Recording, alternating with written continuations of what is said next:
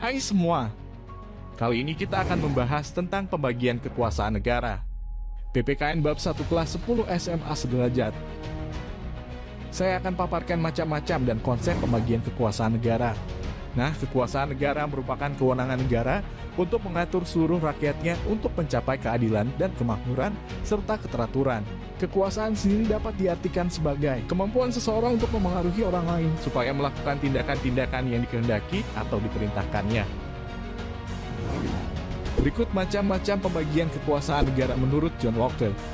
Ada kekuasaan legislatif, kekuasaan eksekutif, dan kekuasaan federatif.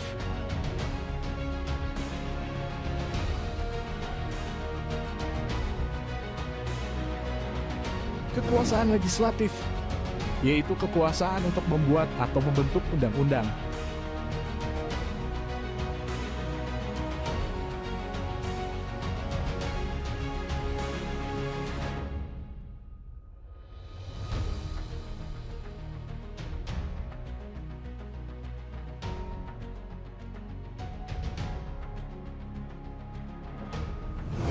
Kekuasaan eksekutif yaitu kekuasaan untuk melaksanakan undang-undang, termasuk kekuasaan untuk mengadili setiap pelanggaran terhadap undang-undang itu sendiri.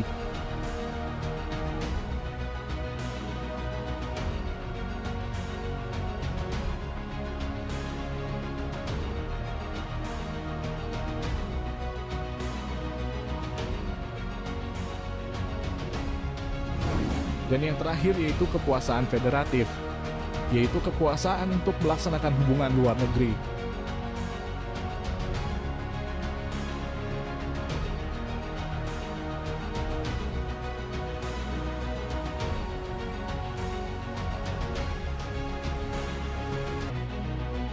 Ada pendapat lain tentang pembagian kekuasaan negara, yaitu pendapat yang dikemukakan oleh Montesquieu yang merupakan penyempurnaan dari pendapat John Locke.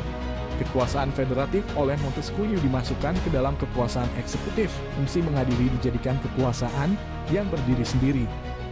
Ketiga kekuasaan tersebut dilaksanakan oleh lembaga-lembaga yang berbeda yang sifatnya terpisah. Teori Montesquieu ini dinamakan res politica.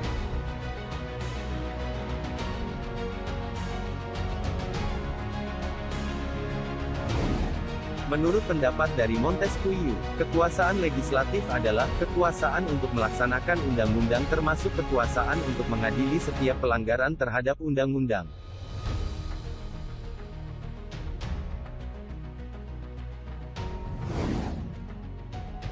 Selanjutnya untuk kekuasaan eksekutif, yaitu kekuasaan untuk melaksanakan undang-undang.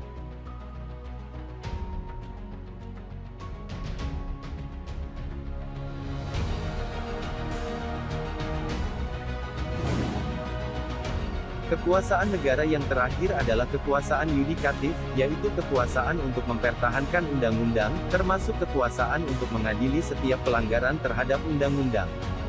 Jika kita tarik ke negara Indonesia, maka legislatif diduduki oleh lembaga MPR dan DPR, eksekutif oleh presiden serta wakil presiden dan para menteri, sedangkan yudikatif diduduki oleh Mahkamah Konstitusi dan Mahkamah Agung.